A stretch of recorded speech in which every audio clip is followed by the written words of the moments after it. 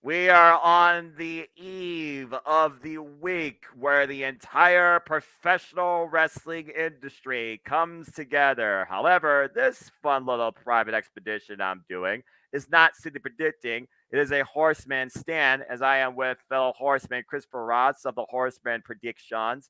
And we are here together tonight to discuss the Multiverse United. For only the strong will survive. So, hello, everybody. Welcome to this private little Simply Predicting expedition that I am doing. Of course, I am the simple man of the simple brand. My name is Noel Foster. With me, of course, is my cohort, one of my many cohorts in Simply Predicting, but also he is one of the fellow horsemen in literally predictions in all things wrestling. And shout out, of course, to my entire ATW family on the Twitter.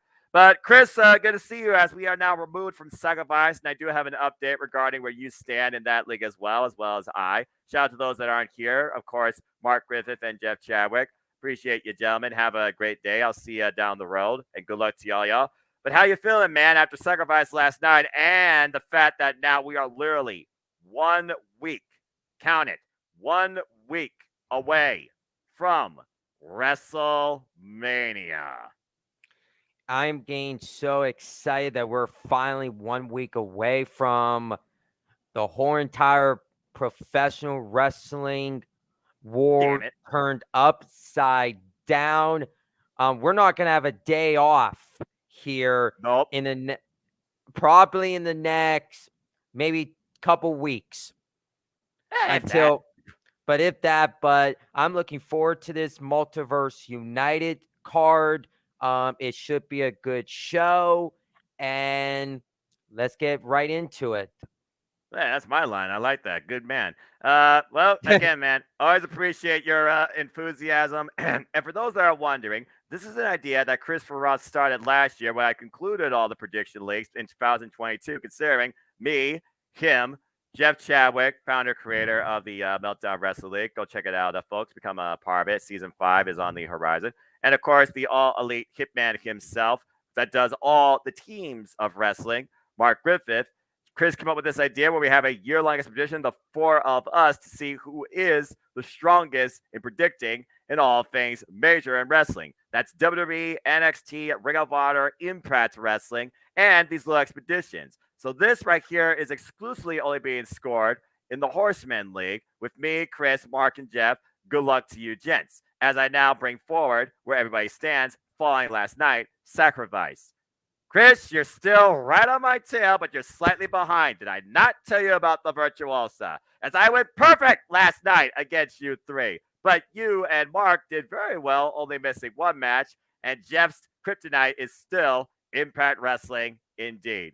But good job, man. And how you feeling so far, considering after WrestleMania, that ends the first quarter of this year's league? Oh my gosh, that is like unbelievable. Personally, last night when I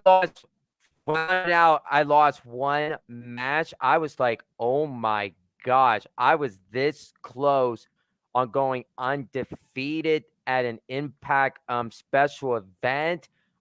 Personally, I feel confident going into after the first quarter. We're gonna see where things stand, and then we're gonna move on to the second quarter of this.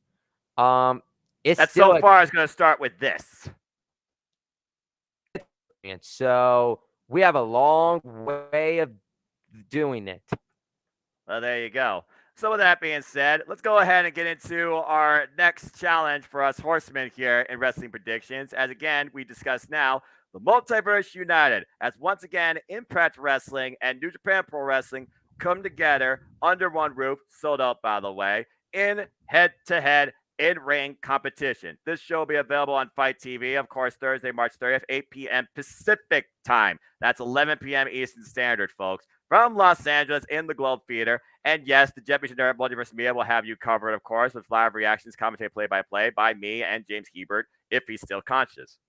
As we know, yeah, I mean that quite sincerely. As we know, though, Chris, there was definitely a couple of changes last night in the lineup. It was a prime that they had maybe one more match, considering we don't have an Impact World Championship match now, considering now that's been moved all the way to Rebellion. And, of course, that's going to be headlined by Kushida versus Steve Macklin. But they still got a nice 8-match card here, it seems.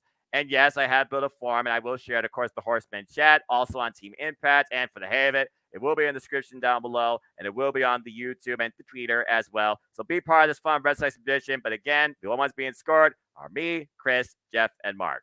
So let's go ahead and talk about this card. As again, we got 8 matches, and here they are. We have a 4-way for number 1 contendership to challenge for the Knockouts World Championship at Rebellion against Jordan Grace. We got the ace for Speedball Mike Billy. The tag team titles on the line for Impact Wrestling. This strong openweight championship is on the line. We have an exhibition, Shades of Young Lion, no longer Young Lions, now on Excursion. In our countdown, we got Battle of the Hosses with Moose and Jeff Cobb. We got a 6-way dance for the X Division Championship. And we got 8-man melee just because why the hell not? So let's go ahead and get into our first match to preview and discuss. We have this bout right here between Uya Uemura and Gabriel Kidd. Uya Uemura, of course, is on Excursion in Impact Wrestling. And Gabriel Kidd, he's been trying to make a name for himself since fighting at Kingston NJPW Strong, and has come a long way. This could be his first step out of not being simply shown as a young lion. This could go either way. But for me, I'm going with Uya Uemura in this case. What's your thoughts on this match, Chris? Well, my thoughts is I don't know so much about these superstars to begin with. That's fair. I haven't really watched these two, but hopefully I could be able to watch them when I look them up on YouTube videos. As my prediction, I feel I'm agreeing with you. I feel Uma is gonna win. All right, fair enough. I feel that's pretty simple. Again, that'll be the countdown. I also want to give congratulations to Impact Wrestling, not only for selling out this show, but being the first show to sell out the entire course of WrestleMania week, where the entire wrestling industry comes together. Congrats to them. Also, there'll be a special live Impact Wrestling for the first time ever, hyping this show up, and it will be headlined by Josh Alexander, prior to injury, defending the title against Kenta. Miyu Yamashita will make her Impact Wrestling debut, and Will Ospreay will take on Homicide. So if you can, folks, go ahead and check that out as part of your also teaser and preview into this show as well. Let's go ahead and move on to this 8-man dance as we have the motivational Joe Hendry alongside Eddie Edwards and also tagged alongside Filthy Tom Lawler and JR Kratos of Team Filthy, taking on the foursome of the former NJPW Strong Openweight Champion Fred Rosser, Alex Coughlin, Callahan, and of course, PCO. This is a hodgepodge of individuals here, Chris, but at the forefront, let's keep this in mind. Eddie Edwards is still trying to bury and get rid of his past.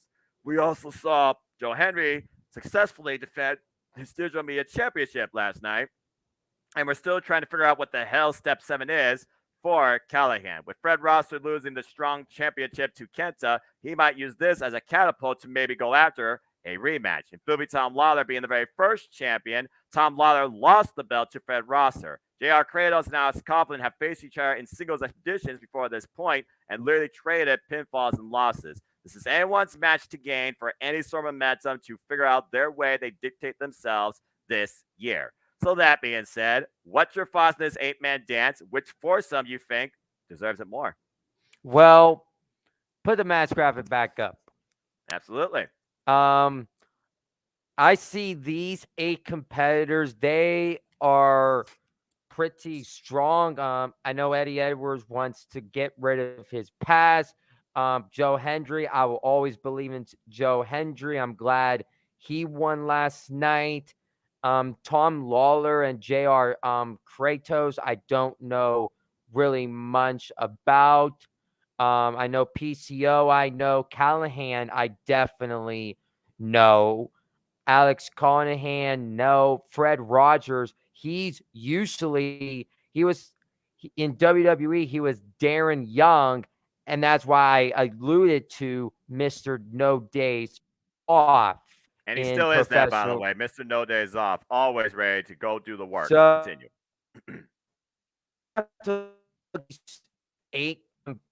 These 8-man tag match, I'm going to give the upper hands to Team Eddie Edwards for the win.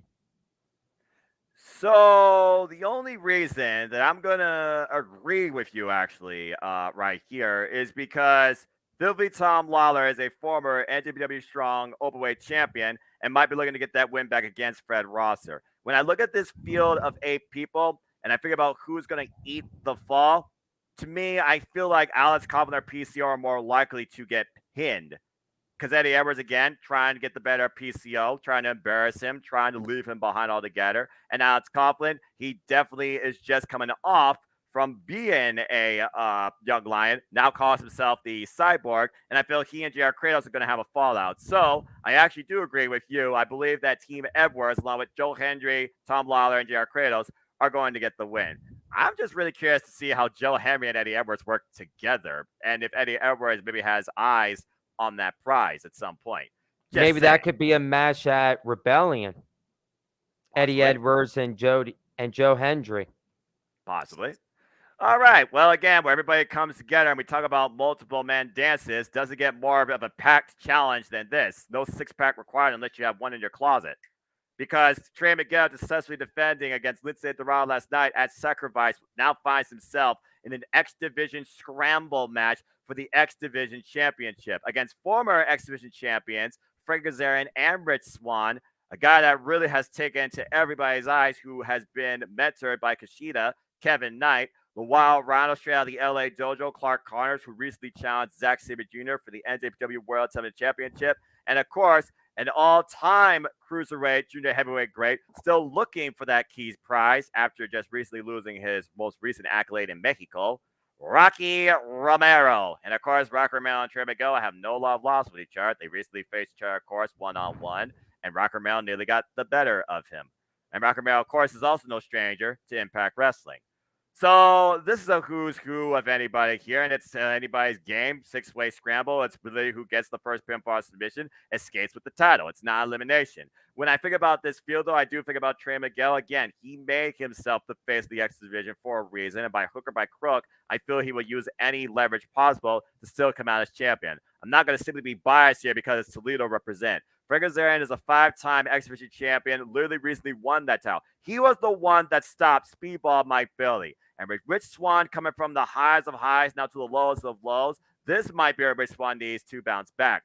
But looking at this field, Clark Connors and Kevin Knight, they might be sleepers. Kevin Knight has definitely been impressed with the Impact faithful, him with the likes of Kenny King and Chris Bay on Impact Wrestling. And Clark Connors, he's one of those that has not only challenged now for the X Division title, he was involved in Forbidden Door last year and nearly claimed the AEW All-Atlantic Championship. Rocky Romero being the king of sneaky style and coming in here probably with the most overall junior heavyweight experience, that could play to his advantage. So this could go anybody's way, but for right now, based on looking at the Impact ecosystem and thinking about going into Rebellion, I think Trey will escape. I just don't know necessarily at whose expense, but I think Trey is going to retain. What's your thoughts on this? I agree with you. I don't see any of the New Japan Pro Wrestling superstars win it. I know Clark Connors, he did an amazing job in last year at Forbidden Door. He came up so close on winning the AEW All Atlantic Champion, now the AEW International Championship. Personally, he did a good job there. But I look at Trey Miguel, Frankie Kazarian, and Rich Swann. They are former X Division Championship. Possibly whoever takes the fall here, maybe they could do a one-on-one match at Rebellion for the championship, or maybe they might do an open challenge again, what we saw last night with Trey Miguel and Lindsay Dorado. Lucha lit. That was hilarious. A good match. But overall, you got to keep the championship on Trey Miguel, and that's the best route you go into. So I have Trey Miguel retaining the X Division Championship. All right, very good. Let's go ahead and keep moving on down this cart because there still is a lot more to talk about. And I think what we'll do now, because we're just all about the multi-person showcases here, we will take a break from that. and see what you think about this match. Because when I look at this match, this is the one I think that could truly go either way. As Moose takes on the Imperial unit representing the United Empire. Jeff Cobb, a former Ring of Honor television champion, a former NJPW never openweight champion, and of course, Moose is a former Impact World champion. So here's the way I see this match before you give maybe your thoughts. Moose is no stranger to New Japan Pro Wrestling. He has a lot of pride, a lot of respect for it. And more particularly, he has a lot of animosity towards one person he's been unable to overcome in one Stone Pit Bull, Tomohiro Ishii. But he's not dealing with Tomohiro Ishii in this case. He's dealing with Jeff Cobb. And Jeff Cobb is no stranger to New Japan Pro Wrestling. He nearly won his block in the G1 Climax, but he's also made his intentions be known. He wants IWGP Gold. In fact, chances are this week on Dynamite, he might be confronting the cleaner Kenny Omega for the IWGP United States Heavyweight Championship. Thinking about what Moose has just come off of, the embarrassment at the hands of Joe Hendry, even after trying to use Brian Myers for his own selfish gain.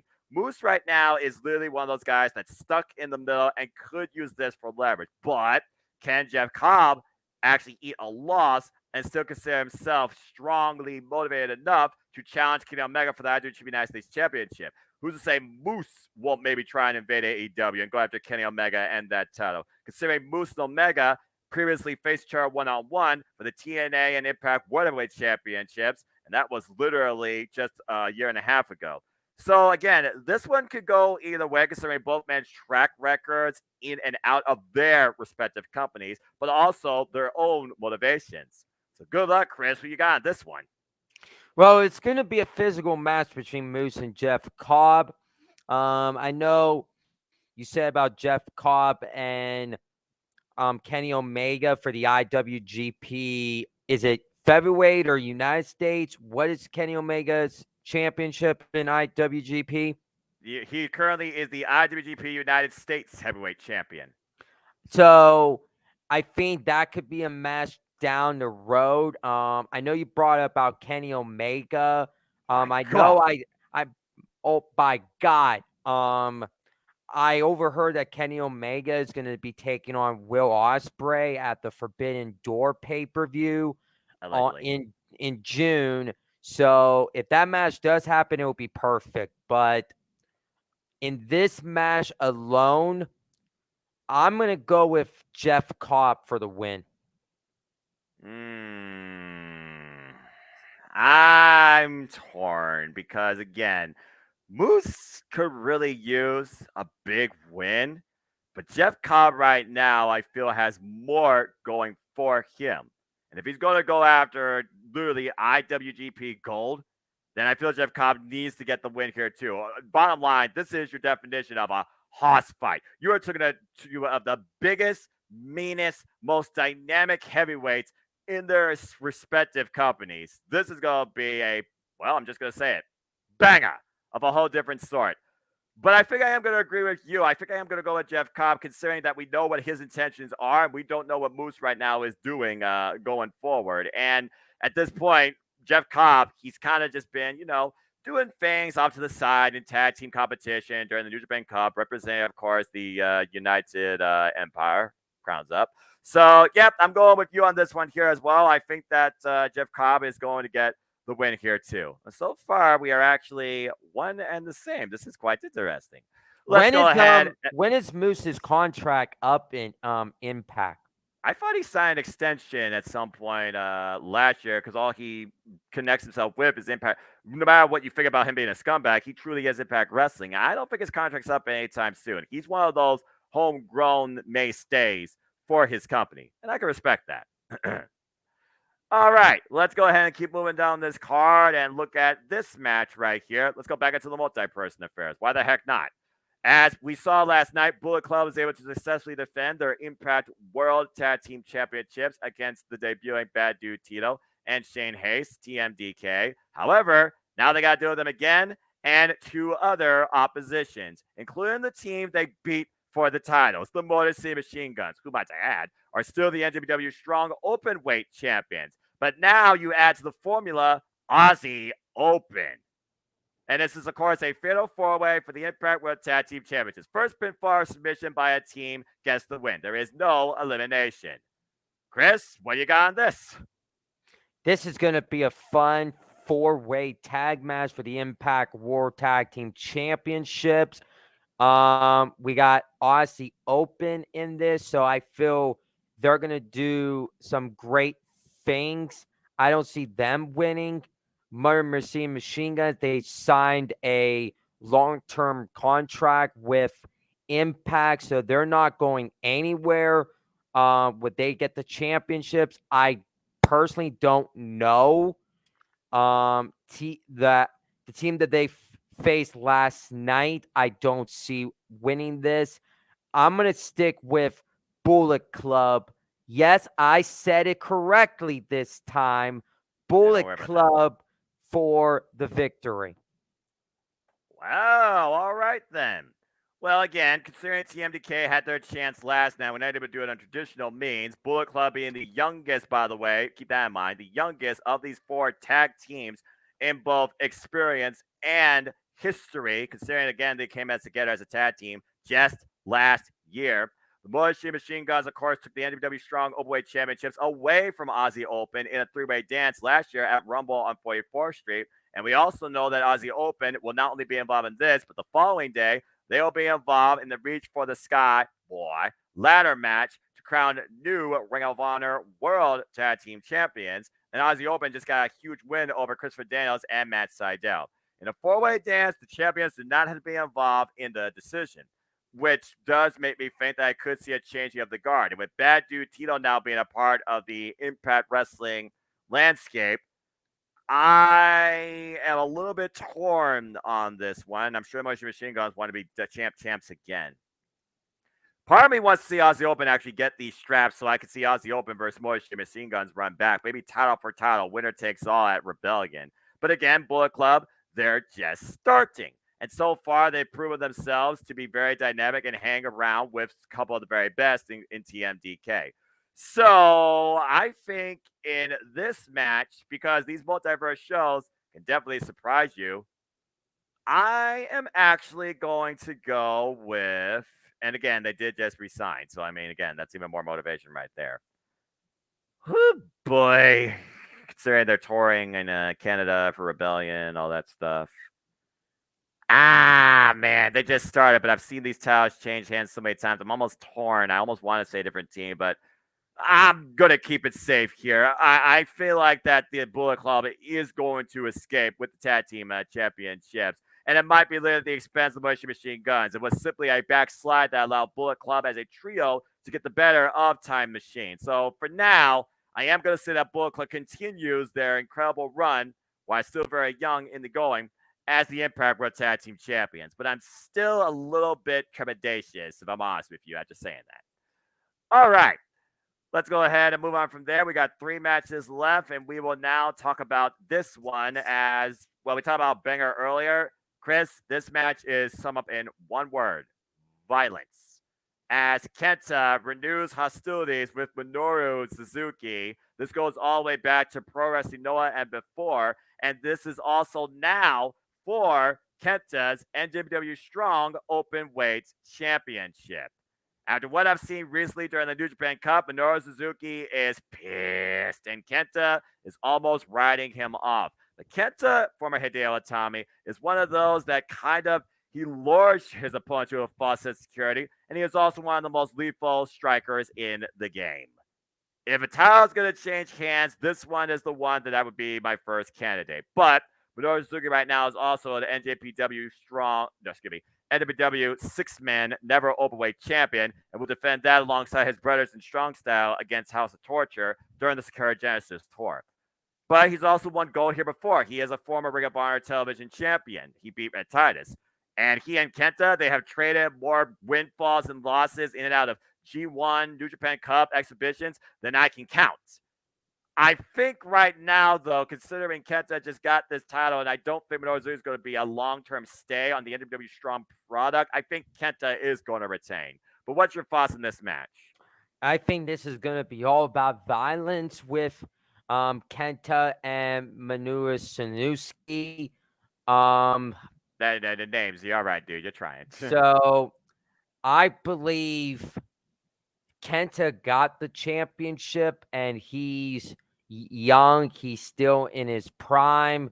Sanuski, he's getting up there, and personally, it's gonna be a matter of time that he's gonna hang it up and just tap out That's a bold take.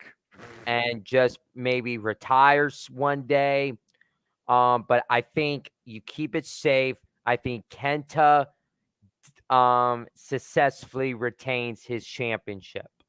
You know what? It wins the prime, and this goes to DQ because I've already seen these two pull out chairs and ringside barricades against each other. And the reason that this match was made official in the first place, before the title was put in play, Minoru Suzuki got a pinfall win on Kenta, pile driving his head on the mat in 8-man tag team action. So again, we are talking about two of the all-time great vets of New Japan Pro Wrestling, and honestly, Kenta, a mainstay name out of Pro Wrestling Noah, where really this hostility first began with these two gentlemen. And Minoru Suzuki, he's taken a whole different direction with his career since the disbanding of Suzuki-gun. So, yeah, Minoru Suzuki doesn't need a championship. He just wants to beat the daylight out of somebody. Yeah, I think Kenta's going to retain. All right. Now let's go ahead and go into our main two matches at this point of recording. And we are recording this, folks, 2:26 p.m. Eastern Standard Time on Saturday, March 25th. If more matches are added, I will do simple pick expeditions. Stay tuned for more on that. But let's go ahead and talk about this one. What originally was supposed to be the Commonwealth Kingpin versus the former X Division champion has turned into a match of a whole nother level, where we will see if the humility, humble, mixed martial arts merit of Speedball Mike Billy can collapse the iron will of the ace. As it is Speedball Mike Billy versus Hiroshi Tanahashi. Hiroshi Tanahashi, of course, for those that don't know, is literally, you could call him the face of New Japan Pro Wrestling. He is called the Ace for a reason. Multiple-time IWGP World Heavyweight Champion. He owns the rights to Tokyo Dome and to Wrestle Kingdom at this point. He has been going for at least 30 years, I believe, at this point. And he is a mainstay when it comes to the biggest, brightest lights, the best competition. He is your go-to guy. Speedball Mike Billy, ever since those V-Shapes got resolved, the wrestling industry has been blessed with this incredible athlete's capability and greatness. One of the two hardest working athletes last year was Speedball Mike Billy, with how many matches he put himself in. And might I add, this same night that he's in this match, prior to this, he's facing Kota Ibushi on Josh Barnett's Bloodsport. That being said, Speedball Mike Billy is a guy with no breaks, no rest, coming off a great win against John Gresham last night at Sacrifice. But again, how do you bet against the ace? The ace is the big mainstay star player performer. This is the match that truly could go either way. And I'm not going to say anything else. Good luck, Chris. Your thoughts on this one? I think this match is going to steal the show at Multiverse. With Speedball Mike Bailey coming off that epic win last night over Jonathan Gresham, I feel there's something with Speedball that they might give him that solid push. And then we got Hiroshi Tanahashi. That I personally, my heart is saying Speedball to win. My mind is saying Hiroshi Tanahashi. And this match can go either way. This is a dream match right here for damn This sure. is First time ever encounter. I know this is going to live up to the hype. I feel this match can maybe go 25 to 30 minutes at the latest. But I personally believe this could all change leading up to the show. I'm going to say, as of right now, I'm going to give the win to Speedball Mike Bailey. Okay, then. Well, considering that Tanahashi, for those that don't know, he actually was involved in Impact Wrestling before in the early ongoings of his illustrious career. Tanahashi has virtually been everywhere. Speedball Mike Billy, though, he has beaten some incredible icons of the wrestling industry. He's also lost to some incredible icons of the wrestling industry. And all it could take is something as simple as a victory roll for Tanahashi to escape with a win that is about as noteworthy as a piece of gold. And I think based on the fact this is a first time ever matchup and the fact that Speedball My Bird is going to be coming off a freaking clash with Kota Ibushi, I think the Ace is going to surprise and escape with the win. I'm actually going with Tanahashi on this. Again, how do you bet against Hiroshi Tanahashi? And think about what else this could set up for. Speedball My Billy at this point, he's a made man. Win or lose, there's nothing that can hurt him here. He's only going to get better from this result, no matter what. And Tanahashi, when it comes to the big time marquee matches, he is the guy that you don't bet against. When I was thinking about this match originally, Will Ospreay and Speedball My Billy, I was going literally like, okay, Speedball could surprise us, get the better of Will Ospreay, but then Will Ospreay could do the hidden blade. This one right here, though, it literally could be something as simple as a counter roll up. That is how close I feel these two are when it comes to not just their heart, not just their fighting spirit, but the adaptation to each other's wrestling that we will see. Hiroshi Tanahashi, of course, the high five flow, Speedball My Billy with the ultimate weapon. Both men put their own knees at risk their entire career, but Tanahashi literally eats, sleeps, breathes, and walks in pain. He never shows it on his face. I think the Ace is going to surprise us. I'm actually going with Hiroshi Tanahashi on this one, and Speedball won't believe it, and neither will I. Something tells me at this Multiverse United, NJPW is going to surprise us against Impact Wrestling in at least one of these matches. I think it's this one particularly. That's all I got to say about that. Well, folks, again, as we alluded to, and as those that follow Impact Wrestling like I do, the main event was supposed to be Josh Alexander versus Kushida for the Impact World Championship, but Josh Alexander has a torn tricep and will require surgery. The title has now been relinquished and vacated. So now at Rebellion, in the main event, it will be Steve Maclin versus Kushida. The winner becomes the new Impact World Champion. But also, unfortunately, along with that, just like the domino effect keeps happening, Mickie James has now let it be known she has suffered a broken rib, which means that the title is right now in a state of unassurance. However, there is a surefire way to make sure Impact Wrestling keeps moving forward with a Knockouts World Champion come Rebellion. This is the first step towards that. As we learned last night, Mickie James knew that Jordynne Grace had a contractually obligated one-on-one rematch. She's going to make sure she still gets that, but it won't be necessarily maybe just against Mickie James. It might not be against her at all. She will be involved at Rebellion, and if Mickie James is medically cleared, that match at Rebellion will involve her, Jordynne Grace, and the winner of this four-way and become a triple threat. Otherwise, Mickie James will willingly relinquish the title, and a brand new Knockouts World Champion will be crowned between Jordynne Grace and the winner of this fatal four-way. And in my opinion, this might well be your main event. As these four women now collide at Multiverse United to determine who will go up against at least Jordynne Grace at Rebellion. Masha Slamovich, Deonna Purrazzo, Michelle Shaw, and the debuting Miyu Yamashita out of Tokyo Joshi Pro Wrestling. The thing to figure about here is this. Masha Slamovich has never been a Knockouts World Champion. She has had 3 opportunities at the title. 2 against Jordynne Grace, 1 against Mickie James, failed all 3 times.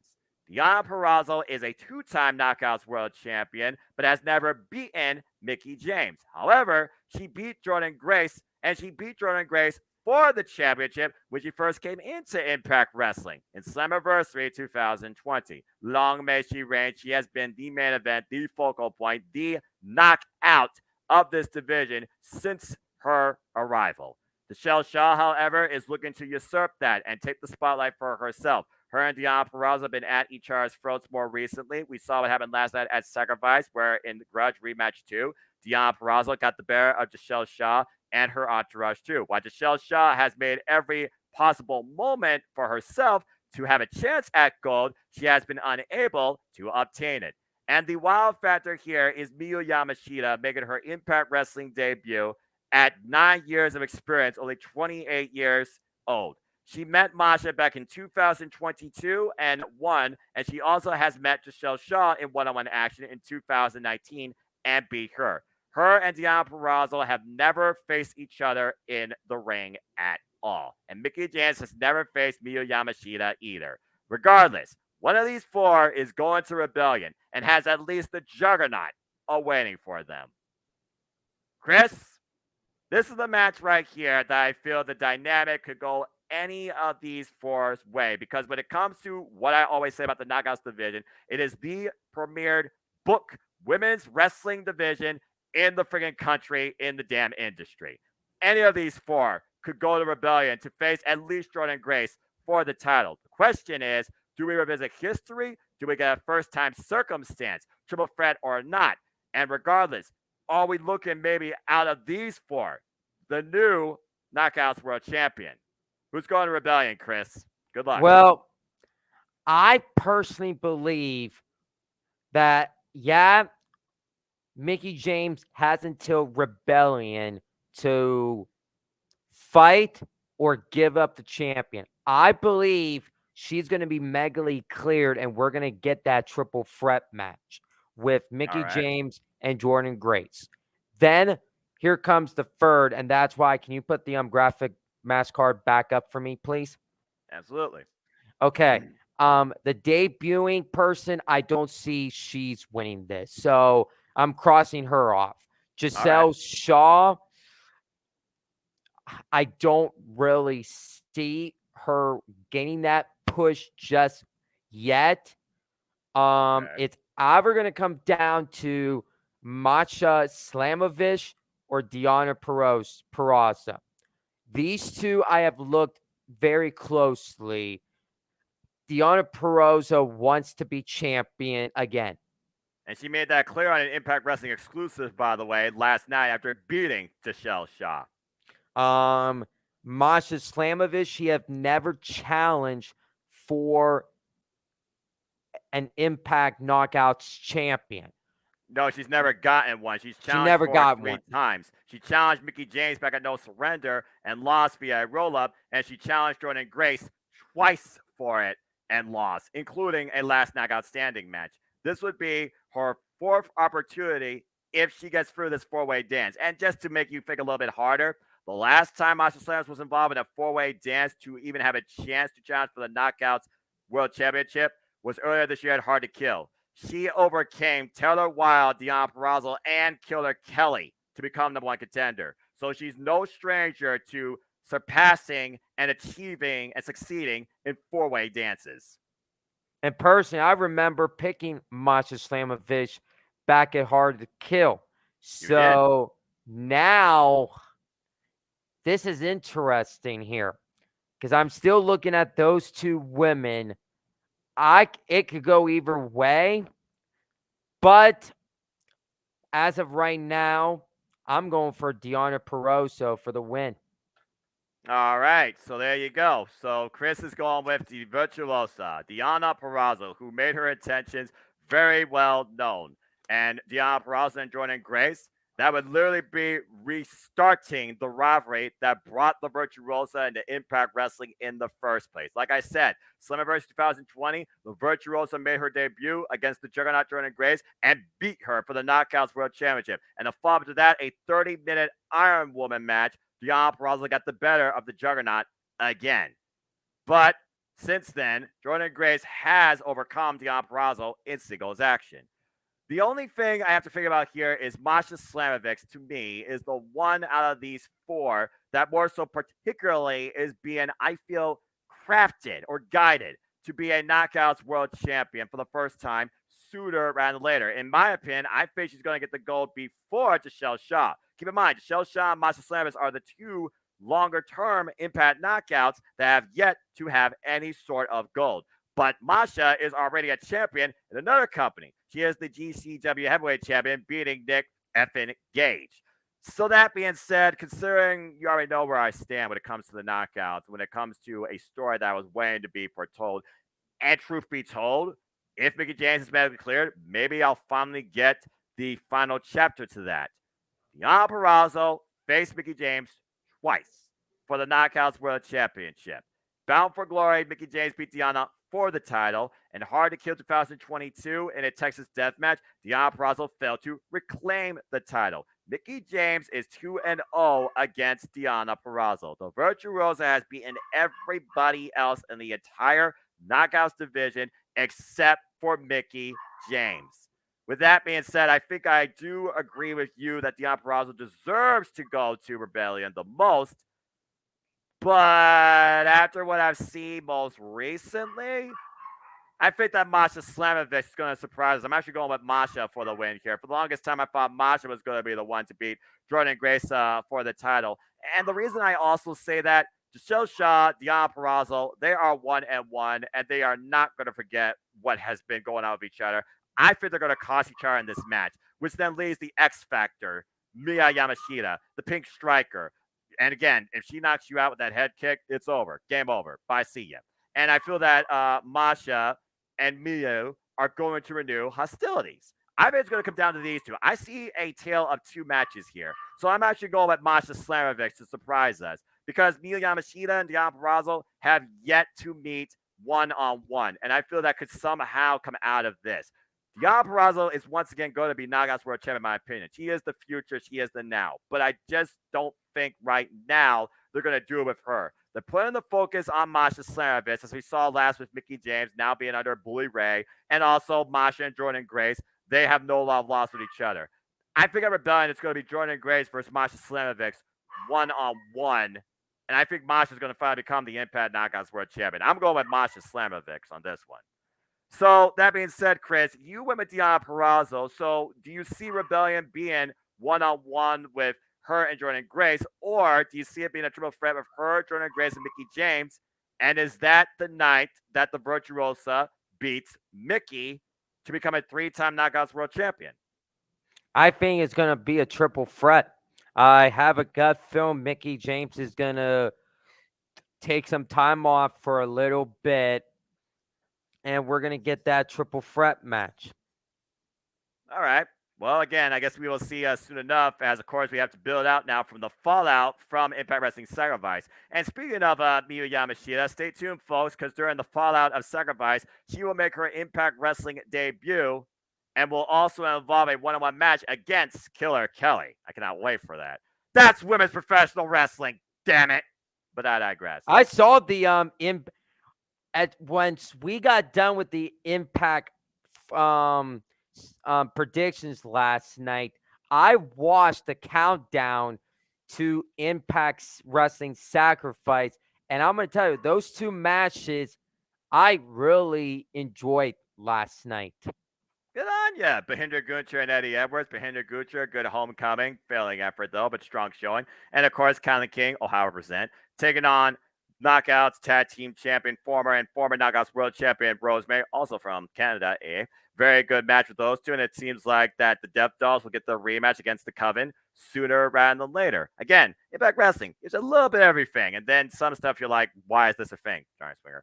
But I digress. But I'm glad you like that. And I think that you'll also like this when you look at highlights or find some way to watch it. As again, folks, that is the Multiverse United at this point. And again, this show is available on Fight TV exclusively on pay-per-view Thursday, March 30th, 8 p.m. Pacific time. It will emanate from Los Angeles, California, and the Globe Feeder. And shout out to those that know these three letters, PWG, if you know what I mean. But I digress. But good stuff, Chris, as I think that will conclude this simple, exclusive Horseman expedition of simply predicting in its own way. And we will see how you, Mark, Jeff, and how this card shapes out further. I will send out the form to make everything official. And we'll see who does the best in this little exhibition as part of our league. And I encourage anybody that's a fan of Impact Wrestling, New Japan Pro Wrestling, to also become a part of this expedition like I hosted for Wrestle Kingdom, and let your opinions be known too, and see if maybe somebody surprises you, either from Impact or NJPW, or Kamiya Yamashita shock us all and be on her way to Rebellion, like Kushida is going to get a chance at the Impact World Championship. That'd be a very interesting dynamic, because the thing about Impact Wrestling, it is very, very, very much far away from simply predictable. So good luck, Chris. And again, folks, thank you for tuning in. Please stay tuned later on today for Simply Predicting. We will be discussing, of course, Stand and Delivered and Ring of Honor, Supercard of Honor as a double feature. That is tonight, 5 p.m. Eastern Standard Time on, of course, my Simple YouTube channel and Casa D18 Studios. And then, of course, like I said last night, tomorrow night, 5 p.m. Eastern Standard Time, proverbial point, as it stands and as the card stands, we will be discussing, Lord help me, in full, WrestleMania. but also because it is the week of Wrestling Madness and everything comes together as the card gets shipped about which matches are on which night. And also, we see if anything else comes to light. Me and Chris and possibly Jeff will try and bring you our own Horseman panel of preview hype and excite the day of, in between events. Times yet to be determined. So stay tuned for that next week Saturday and next week Sunday, respectfully. And there might be some before AEW Dynamite if the Ring of Honor Supercard of Honor card shapes out too. Only time will tell. Or if NXT Stand Deliver, that's something else. But for now, again, Chris, that's all. That's what's ahead. See you later on at 5. Good luck with this exhibition as well. Great chatting with you as always. So before we dismiss and this simple recording is concluded too, any last thoughts on your mind before we take a reprieve for the next few hours ahead of NXT and Ring of Honor 2? I'm just getting ready to predict tonight. It's going to be a fun, epic night with all you guys. We got Ring of Honor Supercard of Honor tonight. We got NXT Stand and Deliver. And then we got WrestleMania tomorrow. And then sometime during possibly next Saturday and Sunday or this week, we'll be previewing more WrestleMania. And then after that, our next simply predicting panel is we got Rebellion, then we got Backlash, and then God Almighty, we're gonna be in for back to back to back. Probably we should do the Impact Under Siege, do that separately. I agree. And also we could add King and Queen in the Ring, possibly Friday night, and then maybe Saturday we could do the day. Maybe have Saturday do Double or Nothing. Oh, Lord help my voice and Lord help my wrestling. And also, last night when I saw that, is this going to be your first time predicting a Saudi Arabia, aka Country Reductive show on your channel? Yes, it is. Yes, it is. I approve what Triple H has been doing lately with the product. I no longer call it Country Redacted because they haven't effed up anything, including my mouth, to a degree. And I feel King and Queen of the Ring is where they're truly going to try and bring it all together and make me once again believe in WWE booking. But yes, for the first time ever in the Simple Channel's history, it's not Heian, he's retired. It's truly I, the Simple Man, Noah Foster, bringing you a Simply Predicting for a show, WWE related, from Saudi Arabia. What the hell am I becoming? All right. Well, good stuff, Chris. Always appreciate you. You're a good hype man. Appreciate you as always. And folks, again, stay tuned. As he said, we'll be back here a few hours live on the Simple YouTube channel to discuss NXT Stand and Deliver and Ring of Honor as it stands, including those that aren't on the graphic. And then we'll take a short reprieve. We'll be back with you tomorrow for City Predicting for WrestleMania. But in the meantime, go get some food, go relax, take a nap, fill out this form that's in the description down below too. And if you can, stop by also tonight for open mic night. It's sure to be a very spontaneous, shenanigan-filled delight. And I'm sure people will be entertained at the expense of my dignity if freaking JJ and James have hyped it up enough. And you forgot about tonight, we got AEW Rampage. Well, I mean, I feel like that just comes without saying because at the end of the day, it's Saturday, and you know what that means because AEW is crazy. They did schedule AEW Rampage tonight, 10 p.m. Eastern Standard Time, and of course, I will be watching that because I am definitely all elite. But I also look at All Things Wrestling. And again, shout out to my entire ETW family on the Twitter. And as Chris alluded to, yeah, we'll be doing these little hype projects the day of WrestleMania, respectively, in between events, along with my play-to-play calls of all these events with James Hebert and the Renegade JJ Williams for Ring of Honor Supercard of Honor, for the Multiverse United, for NXT Stand Delivered, for WrestleMania Night 1 for Night 2, for the Raw After Mania. And of course, there'll be panels hosted officially by No DQ for WrestleMania at least. Check out the No DQ review tomorrow night as well. You never know who can show up on that. Stay tuned to No DQ for all your updates, live results, and recap reviews of Raw and SmackDown Go Home as well. And stay tuned also for the panels that are coming across the Multiverse of Media, including the ladies of the Multiverse, that I will be basically hosting. So that should be fun as well. And I'll see if I can do some of the ATW family. The bottom line, I will be in some capacity doing something wrestling related for at least the next 10 days. Lord help my voice and my sanity. But this was fun and this was simple. And again, I appreciate New Japan Pro Wrestling and Impact Wrestling. As far as current Genesis, we'll play that by ear, folks. Until next time, again, Chris, good luck. Shout out to Mark and Jeff. Good luck, guys. Make sure you fill out the form. We'll see who gets the best score by the end of the first quarter and who takes the whole thing by the end of the year. I hope you all enjoy this little exhibition on predictions and previewing Impact Wrestling and NJPW's Multiverse United. I'll catch you all later on this day. But until then, as always, make a positive impact in life and no matter where you are in this world, because we all face it. Have a good night. Chris, good luck. This was a lot of fun. Had a good time, bud.